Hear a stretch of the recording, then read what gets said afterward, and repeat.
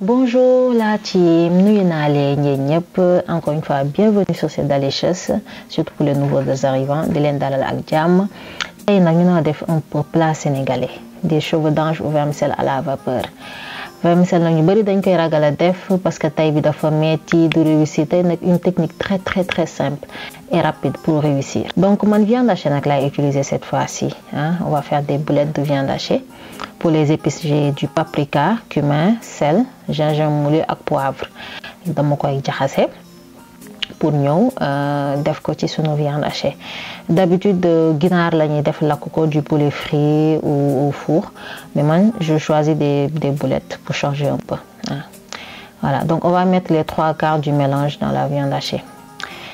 Tey boulettes yi xam nga sakkan na surtout kër gu mag ak séddale bi parfois du yomb donc mën ngeen ko essayer tamit. Léegi là j'ai du persil, poivron ak coriandre bu ma mixé. D'habitude je fais ces mélanges et je le mets au frais. Et là je mets du citron, 2 cuillères à café. Voilà. Ces mélanges d'herbes aromatiques vertes, je les fais pour pour gagner plus de temps. Léegi je mets un œuf et là c'est du pain sec que j'ai trempé dans de l'eau. Mburu bu wow laa xooj ci ndox ni. Léegi dañ koy on va bien égoutter l'eau. Donc l'œuf et le pain là trempé, non seulement ça permet d'avoir des boulettes moelleuses, mais tamit day sakkanal mbir yi. Ça permet à la viande d'augmenter de volume en fait. Voilà, donc on va bien mélanger le tout ñu jaxase ko baax. Lii moom day nooyal boulettes yi mburu mi ak nen bi da koy nooyal bu baax a baax. Donc ñu jaxase bien mélanger le tout et là je rajoute de l'ail. Vous pouvez l'ajouter avec les ingrédients précédents. Mën ngeen ko yokk ci kii bi début bi dama ko naroon fàtte en fait mais xam nga ne laaj ci ndawal moom mënta ñàkk. Voilà, donc bien mélanger daal le tout. Bu ñu paree nag daal di ñëw defar suñuy boulettes. Man j'ai choisi de faire des boulettes moyennes, mais soo leen bëggee mën ngeen def boulettes yu ngand. Vous pouvez faire des boulettes de calibre moyen ou même grand en fait. Voilà, ça dépend de vous. Maintenant j'ai choisi celle-ci. Voilà, donc ñu rangale ko sunu plate. On va mettre ça sur un plat. Voilà, c'est rapide franchement. La viande elle est optionnelle, vous pouvez faire ce que vous voulez, du poulet braisé, frit mu la neexee ngeen saaf ginaar muusal yàpp méchoui lakk yéen ay xool daal. Mais man bëgg lu yomb. Léegi dañ koy tay, on va faire cuire ça à la vapeur. Moi j'ai mis ça au micro-ondes pendant 3 à 4 minutes. Mais mën ngeen ko tay tamit ak seen inde. Vous voyez, les boulettes sont moelleuses et pratiquement cuites en fait. Voilà, donc ça va faciliter. Après on va juste faire dorer un peu. Mais là c'est bon quoi. Du coup, on va passer maintenant aux cheveux d'ange. Mais on va préparer d'abord l'eau. Donc j'ai mis 1 litre et un peu de safran. Léegi pour ndox bi da ngeen def loo xam ne leer na ni vermicelle bi dina ci sóobu ba jeex. Là je mets du sel. Et je disais que pour l'eau, il faut mettre une quantité qui pourra couvrir toutes les vermicelles en fait. Voilà, donc j'ai mis 2 cuillères à soupe d'huile. Ma def ñaari kuddu dawlin. En parallèle, je vais commencer à faire bouillir de l'eau. Baxal ndox technique bi indi bi. Léegi def ci cheveux d'ange sans eau, sans huile, sans rien du tout. Je mets les cheveux d'ange ni ma dajee ci paquet bi noonu laa ko sottee. Donc je laisse pendant 6 à 8 minutes. Voilà. Léegi gis ngeen da ngay gis ni les vermicelles sont assez chaudes mais elles ne collent pas, y a rien du tout en fait. Donc je les mets maintenant dans le mélange d'eau. Ma def leen ci ndox mi. Mélange ndox bi ma defaroon. À ce stade maanaam fii nii même si vous preniez une bassine pas ndox sax boo nekk defoon ci vermicelle bi du tooy. Les vermicelles ne vont pas s'attacher en fait. Ça va pas devenir une pâte. Le fait qu'on ait anticipé en faisant une cuisson à la vapeur sans eau, sans rien, noonu ñu ko tayee sans dara mooy tax ba boo ko defoon ci pan ndox sax du tooy. Donc là on fait comme si on lavait les vermicelles dañuy mel dañ koy sebet. Bu gis ngeen gomme bi di wàcc. Ça va diminuer un peu l'amidon. On le fait pendant 3 à 4 minutes. On mélange bien, on lave bien et là on égoutte l'eau. Wala siital ndox mi duñ ko naj de en fait. Voilà, on trempe pas avec la main. On égoutte juste l'eau. Voilà, on égoutte bien l'eau, mais on sert pas avec la main en fait. duñ ko naaj ak loxo bi hein, dañ koy wiccax rek ba ndox mi dañ. Voilà, donc gis ngeen ko nii. Et puis on le remet au feu pour les faire cuire à la vapeur. ñu dem tay ko bi benn tay bi lañ koy tay, benn tay bi on laisse pendant 10 minutes, on ferme hermétiquement, on laisse pendant 10 minutes. Voilà, gis ngeen ni ñor na. Il y a que ça en fait, amul leneen ay kaas diwlin tuuti ndox, mettre un peu d'eau, un peu d'huile, faire cuire à la vapeur, reprendre pendant 3 fois presque, ça vaut pas la peine. Une cuisson et puis on est bon. Voilà. De temps en temps, vous pouvez aussi regarder, parce que ça dépend de la qualité des vermicelles aussi. Mais man, ça a pris 10 minutes maximum. Voilà. Là, ça colle pas. Et même s'il y a quelques nœuds, il suffit de les détacher avec la main en fait. Voilà. Léegi nag ñu jàll ci bombe bi. Beurre laa def tuuti. J'ai mis l'équivalent de 25 grammes, mooy fukki dërëm beurre Sénégal. Hein? Et là, j'ai carottes, petits pois fins, extra fins et de l'ail. Waaw, léegi légumes yi la ñuy def ñun ci vermicelle bi.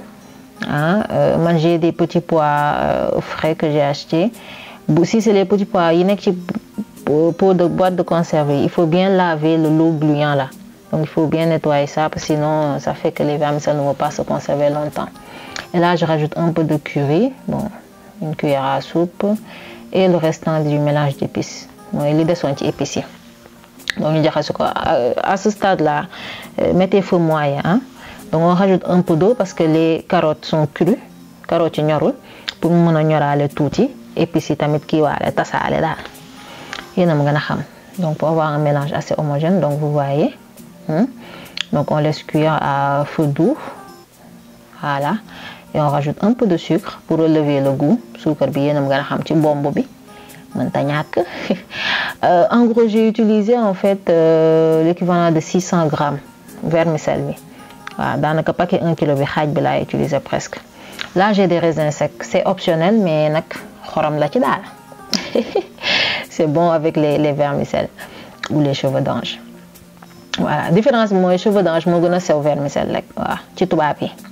Donc là, je rajoute du beurre, l'équivalent de 25 grammes aussi, hein, pour que les vermicelles ne s'accrochent pas et que les nœuds et tout puissent bien se disperser. Donc là, je peux rajouter mes vermicelles. Je vais les faire ni, hein, gis ngeen bombe bi ni. Voilà. Donc après avoir fait cuire les vermicelles, buñ ko tayé ba paré mom, faut éviter de mettre après la main sur le mélange là. Voilà, moi je les garde presque pendant plus d'une semaine dans le frigo sans problème, hein. Donc pour la macédoine, je l'ai fait maison, mais boo leen koy jënd ci marché, évitez le navet parce que ça fait que les vermicelles ne vont pas se conserver longtemps. Day gaaw frox navet. Ci looy bombe moom ay vermicelles couscous, pas la peine de mettre du navet. Ça se conserve pas longtemps. Voilà, donc gis ngeen. Je mélange pendant au bout de 5 minutes. Hein, 5 à 6 minutes et puis voilà. Donc vermicelle, en gros, on a passé 20 minutes maximum, je dirais, ou 25 minutes pour tailler vermicelle. Et là, on va faire frire nos boulettes. Voilà, donc gis ngeen ñu saaf boulettes ci tuuti rek bërëm ko mu doore. Dawlin bi gis ngeen jarul sansal franchement. Saaf bu rafet moom. Avec les épices, on a toujours une belle couleur. Épices yi day rafetal togg. Donc jarul sansal dawlin en fait. Voilà. Pas la peine de faire trop chauffer l'huile pour avoir une dorure ou une belle couleur. Hein? Donc, dañ koy bërën rek mu doore parce que les boulettes sont pratiquement cuites en fait. Voilà. Là, j'ai préparé du papier sulfurisé comme d'habitude pour absorber les quelques gouttes d'huile yi des ci kii bi pour mu naan diwlin bi daal toq diwlin bi des. Donc là, on peut les enlever. Boulettes yi tamit féete na boor kon. Ñu jàll ci confit oignon bi. Je mets un filet d'huile. Ñaari soble rek la dagg parce que en fait cette recette vermicelle yi boko bombé ba mu neex avec les épices là au niveau des cheveux d'ange, j'ai pas besoin de faire beaucoup de sauce d'oignon en fait. Xam nga. Légui là j'ai mis 2 gousses d'ail que j'ai râpé tamit. Comme vermicelle bi sax na ba noppi sauce bi jaru bari. Wa légui nak ñu def ben confit oignon rek. Wa pas sauce yi ñi tam di def. Je rajoute du beurre. Là, j'ai rajouté peut-être 25 grammes en fait. l'équivalent au beurre du Sénégal rek. Et un peu de sel. Def tout citron. Vous l'aurez remarqué, moi je préfère le citron à la place du vinaigre. En tout cas en matière de cuisson. Peut-être pour laver le poulet ou la viande, etc. Légumes, vous pouvez utiliser vinaigre. Là, je mets un peu de poivre. Voilà. Les baillent pendant 3 minutes juste pour caraméliser un peu. Sople bi xawa doré gis ngeen ni. Ba légui gisso len fi bouillon dé. Waaw man épice rek nay naturel rek. Ñu def un peu de sauce soja, Si vous n'aimez pas, n'en mettez pas. Ketchup, donc un peu aussi pour relever le goût. Voilà. Ñu def ko confit oignon bu am jom. Changer tout avec sauce habituelle qu'on a l'habitude de faire là. Voilà. Donc, nous devons un peu d'eau pour diminuer la concentration de la sauce et puis permettre sople bi yépp ñor dal ñu wañé dangay bi tamit. Voilà, donc on mélange bien, on laisse mijoter à feu doux pendant 3 minutes. Voilà, gis ngeen ni, on a une belle couleur, consistance bu baax, et puis on est bon. Ñu jall ci dressage bi wulli. Oui, vermicelle ngay am fofu. Les fêtes approchent. Parfois nga am ay invités, ay gan. C'est des plats yo xamné c'est rapide, c'est économique. En plus c'est très bon et ça sort du commun, pour varier un peu entre ceeb bi ak ki bi xam nga.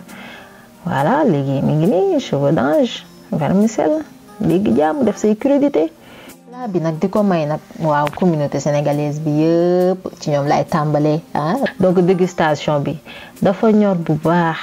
Yaa ngi dégg confit oignon bi ñëw indi un goût spécial. Les boulettes qui sont très bien cuites à l'intérieur comme de l'extérieur. Bu leen fàtte abonnez-vous, partagez, likez les vidéos et restez scotchés, Inch'Allah, de très belles recettes et des techniques de cuisson efficaces sur ces Delicious. Donc sur ce, je vous dis à la semaine prochaine, Inch'Allah.